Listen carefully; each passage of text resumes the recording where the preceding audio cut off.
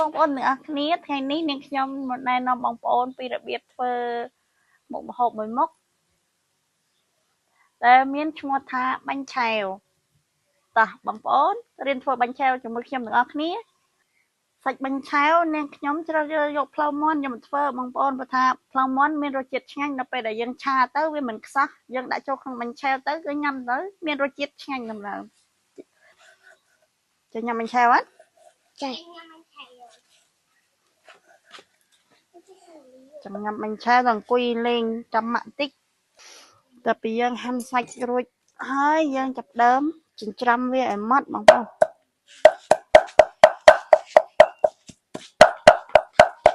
ឲ្យរាងម៉ត់បន្តិចដើម្បីដាក់ចូលក្នុងបាញ់ឆែវរបស់យើង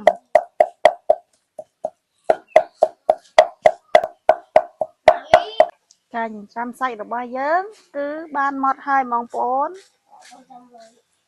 យើងចិញ្ច្រាំសាច់ម៉ត់ហើយ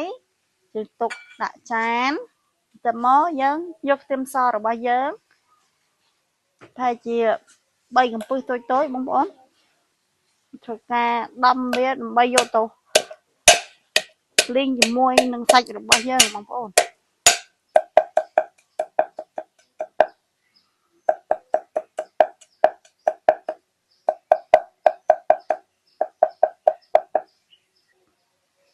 តោះបងប្អូនមករៀនឆាសាច់ជាមួយខ្ញុំជាដំបូងយើងចាក់ខ្លាញ់ចូលខ្ទះ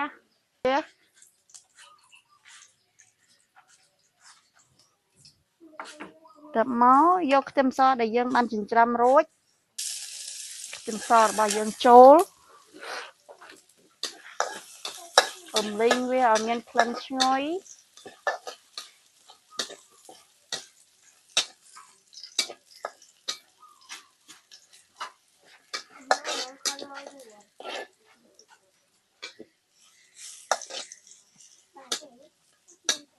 តមកចាក់សាច់របស់យើងចូល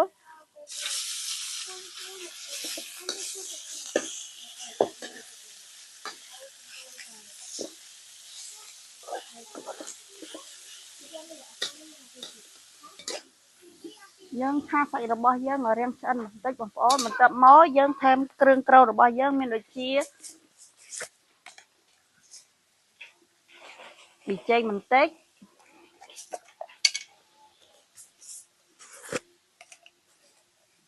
ស្ករសបន្តិច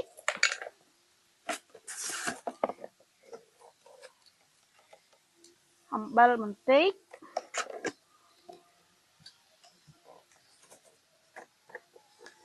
ហើយនឹងប្រេងទឹកប្រេងខ្យងបន្តិចបងប្អូនចាប់មកយើងកូរវាឲ្យគ្រឿងក្រៅរបស់យើងចូលជាតិសព្វល្អជាមួយនឹងសាច់ម៉ាន់របស់យើង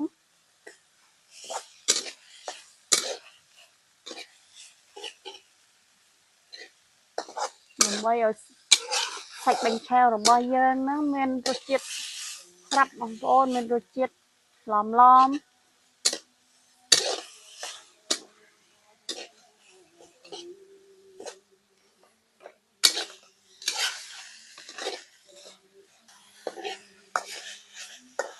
ការឆាសាច់បាញ់ឆែវរបស់យើងគឺយើងអត់ប្រើទឹកទេបងប្អូនកាលណាតែយើងប្រើទឹកធ្វើឲ្យសាច់បាញ់ឆែវរបស់យើងនឹងមានសភាពសើមតែយើងដាក់ចូលក្នុងជាមួយបាញ់ឆែវដែលយើងចាក់ហ្នឹងទៅធ្វើបាញ់ឆែវយើងហ្នឹងទន់អត់ស្រួយបងប្អូនដូច្នេះការឆាសាច់របស់យើងបានរួចរាល់ហើយបងប្អូននេះគឺយើងដួសដាក់ចានមក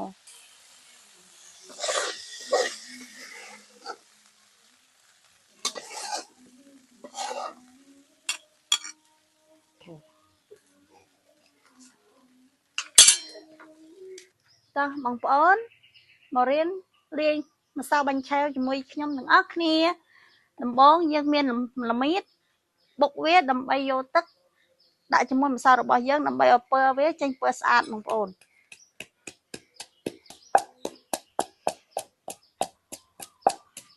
តែពេលយើងបុកល្មៀតមកហើយ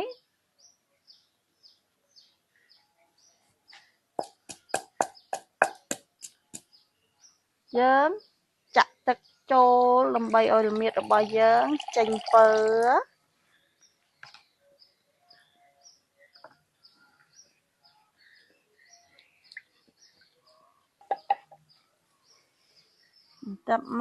បន្ទាប់ពីយើងបុកល្មៀតហើយដាក់ទឹករួចហើយមកបន្ទាប់មកយើងត្រង់វាចាក់ទឹកល្មៀតចូលកន្ត្រងរបស់យើងដើម្បីត្រង់កាកវាចេញយើងអត់ដាក់កាកទេណាបងប្អូនកុំឲ្យវាស្កិកស្កាក់ណា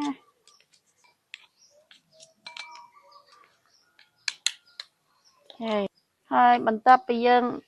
ចាក់ទឹកចូលទឹកល្មៀតរបស់យើងចូលចានយើងបន្តមកបន្ថែមខ្ទិះដូងរបស់យើងបងប្អូន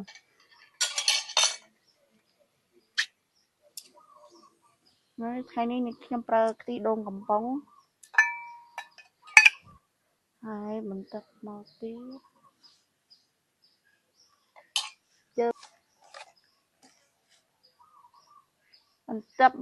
តយើងត្រូវបង់អំបិលចូលបន្តិចបងប្អូនដើម្បីឲ្យម្សៅរបស់យើងមានរសជាតិប្រៃឡមវាមិនសាបអញ្ចឹងណាបងប្អូនតែពេលយើងបញ្ចូលគ្រឿងចូលរួចហើយយើងកូរវាឲ្យសព្វហើយបន្ទាប់មកយើងចាក់ម្សៅរបស់យើងចូលដែលនេះខ្ញុំប្រើម្សៅខ្សាយដោយសារតែម្សៅខ្សាយនេះគឺសម្បូរណាស់បងប្អូនមិនខ្វះទេនៅទីផ្សារចង់ត្រូវការពេលណាចង់ធ្វើញ៉ាំពេលណាអាចយកទិញយកមកធ្វើញ៉ាំបានភ្លាមតែម្ដងមិនបាច់ចំណាយពេលយូរបងប្អូនមានខ្ញុំចាក់ម្សៅខ្សាយប្រហែលជាចំនួន200ក្រាមបងប្អូន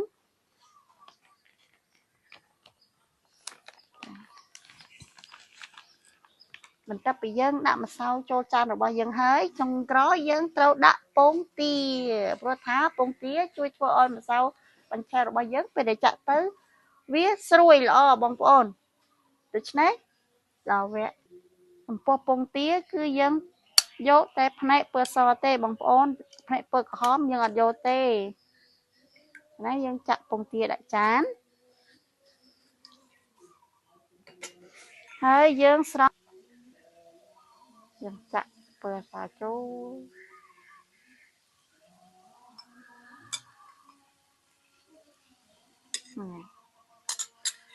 យកបងប្អូនយើងចាប់ផ្ដើមកូរល្បាយម្សៅបញ្ចូលគ្នាបងប្អូនបន្ទាប់ពីយើងកូរម្សៅរបស់យើងមើលថាតើម្សៅរបស់យើងនឹងខាប់ឬក៏រាវបើថាម្សៅរបស់យើងមានសភាពខាប់ដូច្នេះយើងត្រូវថែមទឹក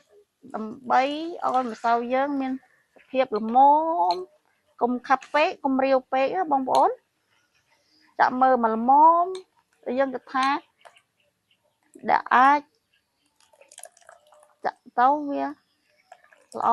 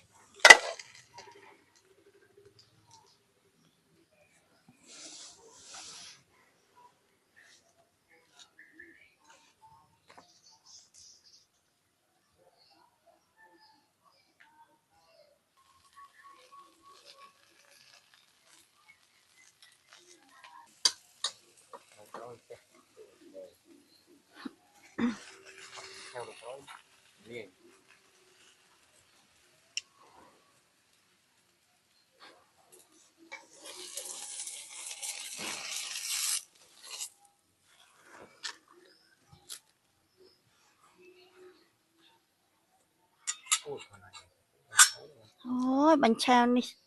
ល្អណាស់បងប្អូនអើយស្រួយខ្ញោកតម្រងបងប្អូន